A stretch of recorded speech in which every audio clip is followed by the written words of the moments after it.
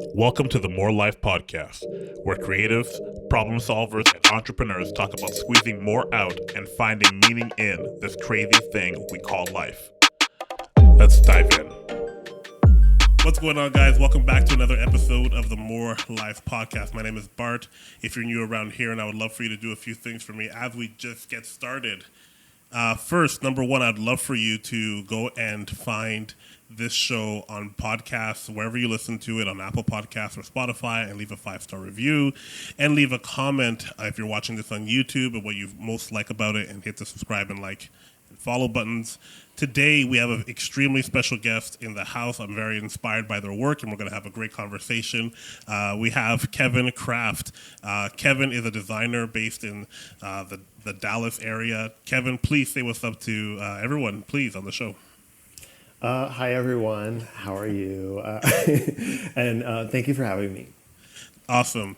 I'm not sure if you've done lots of podcasts before, but we're very stoked to have you. And I know sometimes it's always a little bit intimidating to have somebody like talk about your work publicly in front of quote unquote people, even though there are not necessarily like people live on a show. But we do want to kind of learn a little bit about what kind of goes into your process and all that type of stuff. But before we even get to any of that, Kevin, I'd love for you to maybe explain what it is you do. I always tell people you probably have a kind of a way that you tell people what you do when they ask you, like at a dinner party, that you probably have perfected or at least been okay with saying, because sometimes it gets a little bit annoying to say the same thing over and over. So what's your go-to answer for like, oh, what do you do? I would say I usually tell people that I'm a freelance brand designer. Sometimes if I don't know people very well and I and I don't want to reveal everything, I just say I'm a graphic designer for short. But really, what I specialize in is brand design identity. Nice.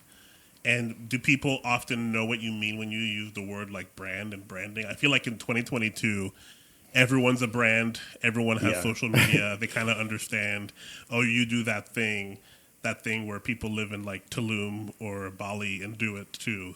They go live somewhere else to go do it and jump into a waterfall cave type of thing.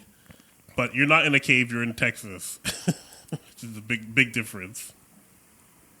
Yeah, I feel like I have been able to like when I tell people I'm a brand designer, they usually get it. If they don't, I just kind of describe it a little bit, saying that I help with the visual side of like what the identity is going to look like, and I also aid in the brand strategy behind who they're trying to attract. Nice. And not everybody can do that. Can also help with the strategy. Some people are strictly artistic and they're in it for the art behind it. And then I often say design is problem solving, where if you are in branding, in graphic design, if you're doing a good job, you should be helping your clients solve a particular problem.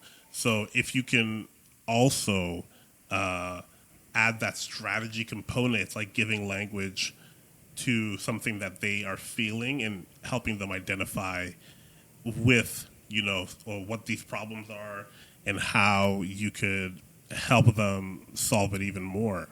I'd love to hear a little bit how you got started in this space, like why branding, why not illustration, why not visual art? How come you came this way, to find comfort where you were like, no, this is where I want to be? Sure. I would say so I've been in this industry for over 10 years now. I think it's been about 12 or 13 years. And in my career, I've kind of dabbled in everything. So I've been an art director, I've been an illustrator, and now I'm a freelance brand designer. So I've kind of gotten the opportunity to work on a lot of different things and figure out where it is I actually am interested in, and the types of design that like I really love to do, and have been able to kind of like bring that into a full-time career. And you're, I guess, classically trained as a designer. Is that what you went to school for, or are you maybe self-taught? Yeah, I went to the Savannah College of Art and Design and studied graphic design, and that's kind of like been what I've focused on since college. So like I've been working for like in-house places, or I would work for advertising agencies, Yeah. and I've been a designer or I've been an art director at those places. So it's kind of like varied. And what drew you, I guess, I know it's very much suggested when you're in school for design to like find work in agencies, creative departments and stuff like that. How did you find your time after you got there working in an agency? So I did it kind of on and off. Yeah. So when I first started I was working at an agency, and then I ended up getting another job working for Neiman Marcus is based here in Dallas. So I started working for them as a web designer, but it was kind of like I was on a team that was very small for Bergdorf Goodman in New York. Yeah. And so I not only got to do the web design, which I was like really excited about. Yeah. That's amazing. But it was also, I got to work in studio with the photographers and the stylists for art direction sometimes. So I really loved doing that. But it got to a point where our team was just like too small to like for me to continue doing that. So I ended up going back into the advertising world, like to the agency world, as an art director, and did that for a while. But what I had found, and this is like not true of every agency, but it has been true with like some of the agencies that I work for, is a lot of times the creative team is kept separate from the strategy team. Or like even so much so that like we never even get to meet the client. And so for me, I was getting kind of a disconnect between that, because I was like, okay, but like I'm the one who's like creating these things, but I'm getting like none of the strategy. Like I'm getting none of the tools to actually like do a really good job. So that was one of the things when I started my business that I really, like I knew that I wanted to set my process around that I would be putting the strategy before the design. Yeah. And I found that the clients like were really into that. like they were like, this is great, because like a lot of my clients have worked for agencies in the past. Like maybe they've been like burned a little bit. Yes. Where if you're in the industry, you know how it is. You kind of get like randomly selected to be on clients. Like they're not like. I love that. They're not like, oh, like this person is like good at this, they should go on this client. Like sometimes that's not how it happens. And I think in the past, a lot of my clients have dealt with that, where they really want to work like one-on-one with a designer.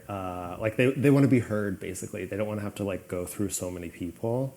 Yeah.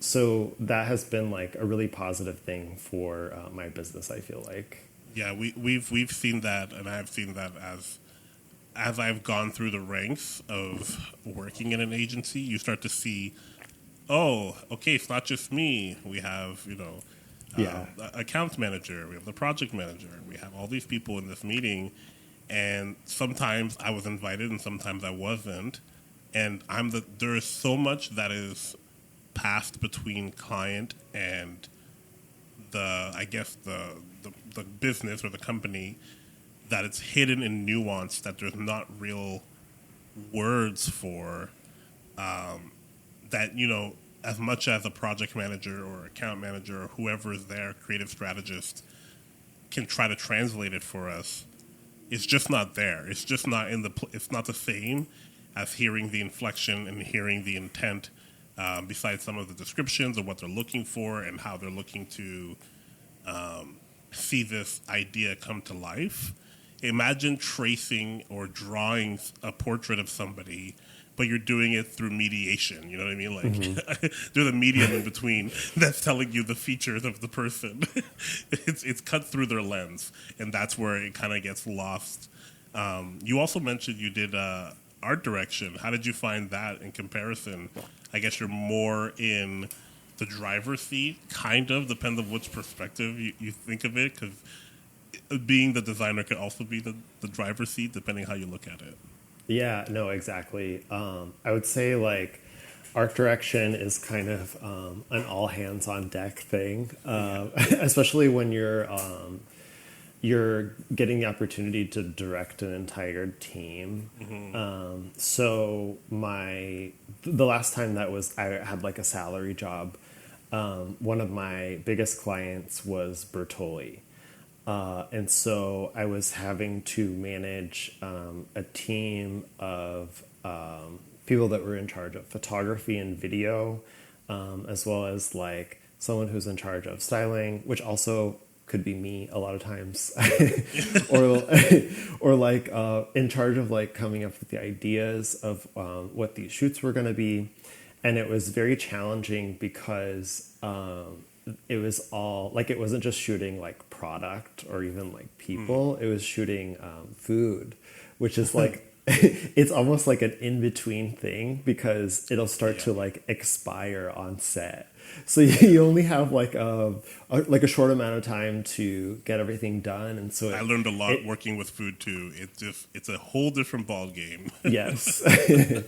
So it was like very different than when I was at Neiman Marcus, where it was more about these like static products that just have to look like very high end. Yes. I was having to make something that looks appetizing as well as something that like you can make at home because they were all recipe based. Got it. And this was like during the height of like the Tasty videos. Yeah, someone was fighting with like the BuzzFeed company. Yeah, everything was overhead. Everything was overhead. Everything was like fast. Yeah, and just then you had to hands. show every single ingredient. It's a different world. It really is.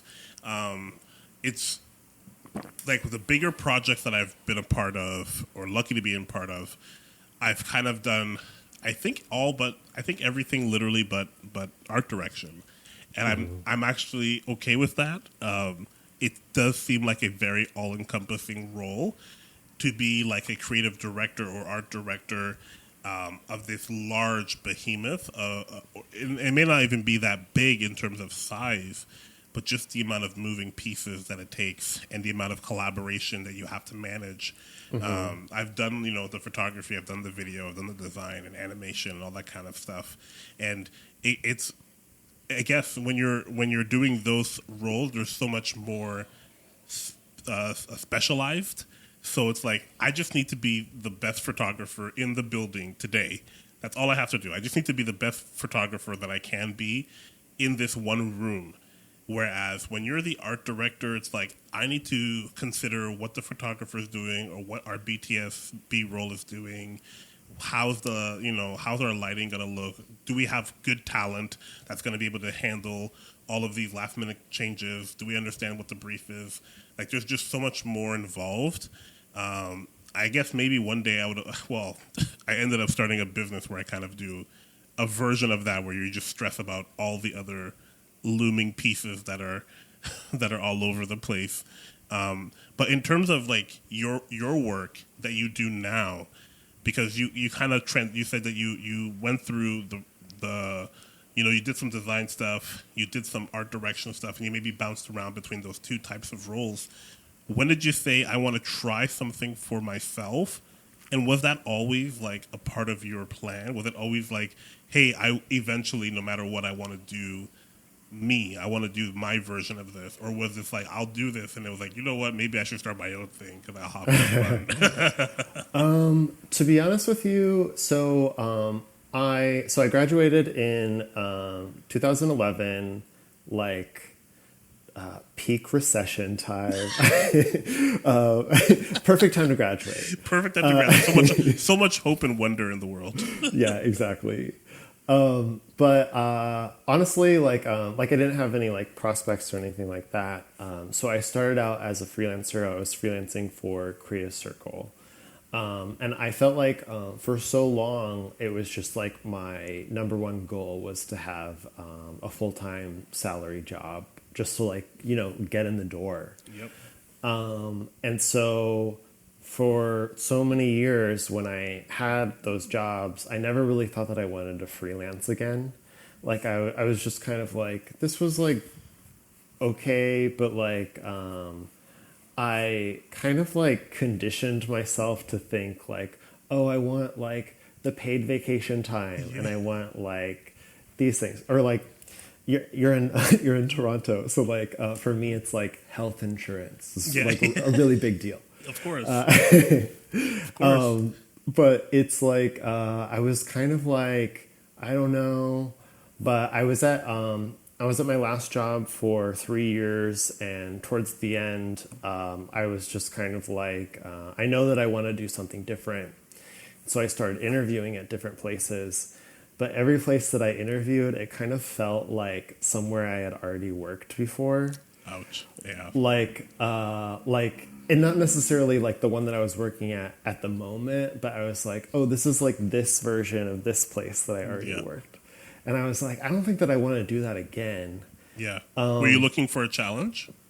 Yeah, I was looking for a challenge. The place that I was working was social media only. And I wanted to do something that was more like cohesive of a full brand. Like I wanted to not just get the brand guideline. I wanted to make the brand guideline. I wanted to be the person that like helped create the brand rather than the person that just like took the brand and like you wanted to give it birth. You like I want to take nothing into something, which is very noble. And like that those are the types of projects that I really enjoy. Like through my career, I've been able to work on like really big brands, but a lot of times the clients that I like to work on the most are the ones that are kind of like, hey, I have this crazy idea. Like I'm starting out, I have this crazy idea, and I need you to like problem solve this into being something that's tangible for my target audience. But to answer your question, I wasn't like thinking about freelancing, but this was like during a time where remote work wasn't as much of a thing yet as is like obviously now. But I kept seeing all these designers that I really admired their work, and they were putting a lot of work out on Instagram and Dribbble. And I noticed that they were all freelancers. Like the ones that I like really admired, they were all freelancers. And I was like, this is a big risk, but I definitely want to like be able to have the time to work on my own clients, but also have the time to like promote my own work as well, like work on my own passion projects, but also and use them as a means to like get new work. Yeah. So I decided that I wanted to do that. And I was lucky enough to have just gotten married. So I was able to, thank you. I was able to like get on my husband's health insurance. So that wasn't like a huge issue when I did that. So I just want to like throw that out there because I don't want I don't want someone to like do this with no safety net. For sure. Yeah. But like that was like kind of like one of the reasons that I decided to do it. I also had some friends from school, like a lot of my alumni, like as I was saying, like it was like hard for us to get jobs, but like a lot of the people that I went to school with, they have like really impressive jobs now. Like they've worked at like really like big, amazing companies. Like one of my friends had worked at, I think she was a creative director at Target in Minneapolis. So Hey. like, but then I saw her at a wedding and she was like, yeah, I decided to freelance full time now. And I was like, Yeah. oh, so like this is something like this is something that you can do. And I just kind of like took a leap and it was like slower at first, but it really picked up over time. And now it's kind of like I'm getting inquiries like every other day, and Yeah. I'm getting to like choose who I want to work with and like That's what the projects I best. want to work on. Yeah, So, would you consider, and you can be honest because we're very good friends since we met, 20 minutes ago. yeah. You can be as honest as you want to be. Would you consider yourself like when you were younger and maybe considering maybe I could do this on my own and start a business or a freelance rather? Did you think like, hey, my work is good enough? Were you like, hey, I'm top of my class, or I know I do great work, and eventually that will pay off, and people will see the caliber of the work that I do? Or were you more like, I don't know, there's a lot of tough competition out there because there's a lot of imposter syndrome that people go through as well. But I just wanted to get your perspective of like, where were you sitting on that fence? I'm trying to even remember like if I felt that way. I was really excited, and I was kind of like I had savings put aside. Like I didn't just like go into this. Like I had savings put aside for lean months, and I was like, if I don't get any clients, I'm just gonna like work on projects that I know will like bring in clients. And so that kind of like put me at ease. I also, I don't know. I feel like I definitely like went through a phase where, especially, I feel like it was when, like every designer started putting their designs on Instagram, and I started Yeah. seeing it like constantly. I used to definitely have imposter syndrome like during those times, like to a point where on like my personal account, I was kind of like I feel like I shouldn't follow any designers because I'm just gonna see their design and then be like, why doesn't mine look like that? But I don't Oh know. man. Like after a while, I just see like I see other designers as my peers, Yeah. and like I just know that like they probably think the same like about other people's work, and so like I just try not to like compare myself to other designers. I just compare myself to myself. Yeah. So yeah. Yeah. It's a unique mental space to be in, or at least a process to go through. And it also comes with age. The longer you've been in an industry, you're not necessarily looking for is this the best design, but you're like, I'm confident in my experience. I'm confident in the times that I've been able to pull this off and figure out the Rubik's Cube in just the right way that satisfies the customer or the client. And you kind of lean on that. And that's what I try to do as much as possible. Say, okay, I want to lean on the things that have gotten me success. And eventually, collectively, all these things kind of work together. Now, I don't get to design as much. And that's one thing I really want to start to do is to kind of at least find some type of passion projects to kind of keep these skills alive. When I was a kid, I played piano, and now I barely play because you lose the muscle memory. You lose either like right now. I'm very proficient still, knock on wood, uh, uh, with like Adobe keyboard shortcuts. I know all my shortcuts. I know I can keep up with Illustrator is like my jam. So Photoshop is that type of stuff. But the older you get, the less you use it, the less those skills are there, and it just becomes a different kind of. I don't want to be in a place where I'm like, the same way I'm stumbling across the piano is the way I'm stumbling on the keyboard. I'm like, oh boy, uh, shift command what again? How am I going to Yeah. export? I never want to be in that place. Your work that you do, it's really good, and you should really check out Kevin's work on his IG, and we'll post everything. But you do have a great sense of style. I'd love to hear about your sense of style and where it comes from. It's very clean. It's very intentional, is what I would use. It's like this is not somebody who just went and crowd surfed on Dribble and found something that looked cool and then emulated it into their own. This is somebody who had originality and had an identity, unto itself, and put that for a client. That's your encouragement for the day, Kevin, by the way. But I'd love to hear more about what you go through to get to that place. Yeah. So thank you for saying that. Like, what a compliment.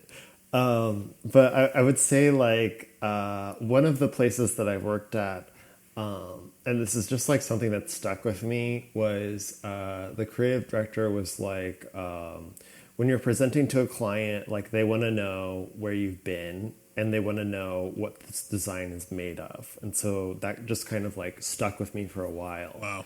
And it really influenced what I would do later on for brand strategy.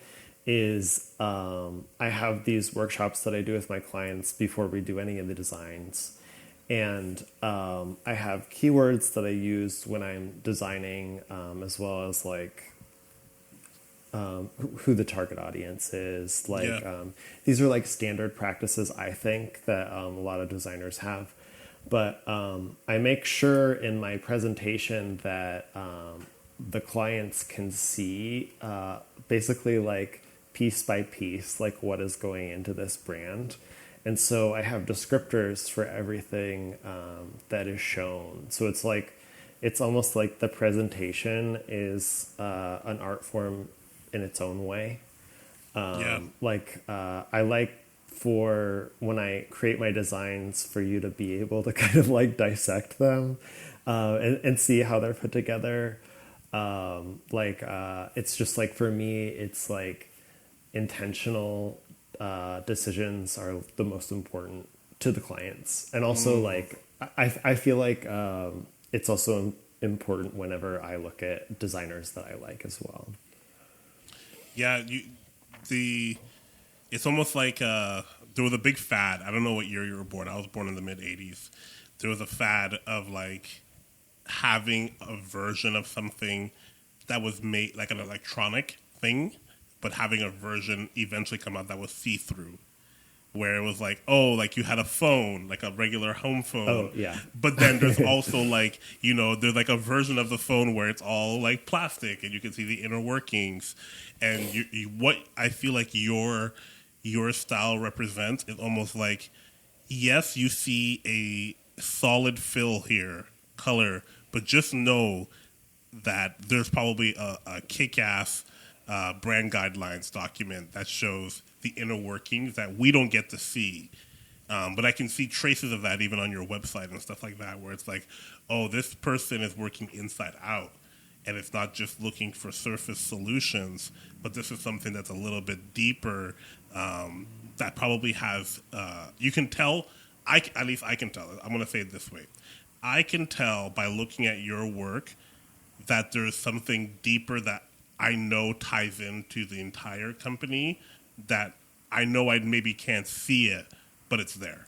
And even looking on the outside, you can be like, oh, there's something that ties all this together. The longer I stare at this, or the longer I stay on this website, or the longer I look through the different mock-ups, then I'll probably start to piece together what the brand messaging is and how it ties into the actual identity and how it was visually represented. And it's really cool. It's great to see that type of stuff. I just love seeing smart design that is not cheap. And I don't mean that in a dollar and cents type of way. I mean that in a sense that it's like, it's pedestrian, like it's just, oh, it's blasé, anything is whatever it is. And it was just kind of Frankenstein together by taking, and there's no shame for people that do that. I don't know whether it's because of the scale or the pace that you have to keep up, that you end up, you take parts from here, take parts from there. You do you kind of make things, and all design is like that in some regards, when in your research phase and stuff like that. But when you see it so purely done that in a way like this, it's like, oh, it's very inspiring. And I forget where I even, or how I even found you. I think I found you might have been on Dribble. It could have been on Behance. It could have been on LinkedIn. I think it was Dribble, to be honest. And just the type of work you were doing just looks really, really cool. So how have you found doing the freelance work? You said you're now getting leads every day or every other day, and you're trying to decide who to work with. How do you decide who you work with? How do you find doing this side of the world where you have to like manage your schedule and clients? It's not all just Illustrator 24/7. Yeah, there's a lot that goes into that. Just like, and I feel like that kind of goes into play with like if you think that you can freelance, is like, are you good at managing yourself? Yeah. Because like there's a lot that goes into it. I would say that kind of like my process, especially like at the beginning, was I knew that my network was going to be everything. And that was something where, like, if I could go back in time and talk to like Kevin, like in college or whatever, I would say like these are the relationships that you need to start building right now, because this is going to lead to so much success later on. Like your network is everything, especially when you own your own business. And so I felt like anyone who contacted me, I was kind of like, okay, I'm at least going to schedule a call with them, like a 15-minute call, just to like see what their project is, see what they have to say. And also like I feel like if they're contacting like a bunch of different graphic designers, they're probably just like on email, like they're just like emailing them. Yes. And so if they put a face to this designer and have like a more personal experience with it, like I would be more likely to get the job or like get the project. Right. And that has been great for me. Like that has like really worked. I feel like, because I feel like a lot of times, like if you put yourself into the position of someone that is starting their own business and they're very concerned with like what their customers are going to see and like how their customers are going to portray it in terms of the brand, they want someone that they can trust. And like they want to know that a real person is like like working on their brand and understands it before they start designing. Yeah, that's really really powerful. Like, and it takes time, right? Like, I'm sure you had to go through the process of like, okay, this is how I'm gonna make this work for me, because every designer has their own process and their own cues of things that they're looking for to get better at, and that's gonna help them do their best work. You have to, like you said, manage yourself, and not everyone is good at certain aspects of the freelance world, and it can be very daunting. If you can go back and maybe give yourself not even the advice, but what I'm trying to get to is, if you could somehow change a business portion of your business now, what would it be different? What would be different in it? Like the way that I run my business right now. Yeah, like what would be different in your business now? I feel like I would have changed it already. Would have changed it already? Okay, that's good. No, that's good though. That means you're taking time with your processes. Yeah, Kevin, I'm super thankful that you're here today with us. I'm very happy that I got a chance to meet you and talk with you, and I want people to go and follow your profile and see some of the work that you've done. And I'm super, super excited to have you on the show. Please let people know where they can find you online if they want to hit you up or see your website. Sure. So my website is kevincraft.co. Then my Instagram is Kevin Craft Co. And then let's see where else. I'm also on Behance, but I'm pretty sure it's Kevin Craft Co. But I can't remember. And then I also I teach an online course on brand strategy if anyone is interested. And that would be something that I would just have to like send the link out. Okay.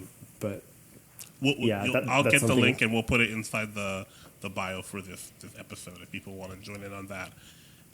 Guys, this has been the More Life Podcast. I've been Bart. Thanks so much for listening. Please give our a 5-star review to our show and follow wherever you listen to podcasts. This has been it.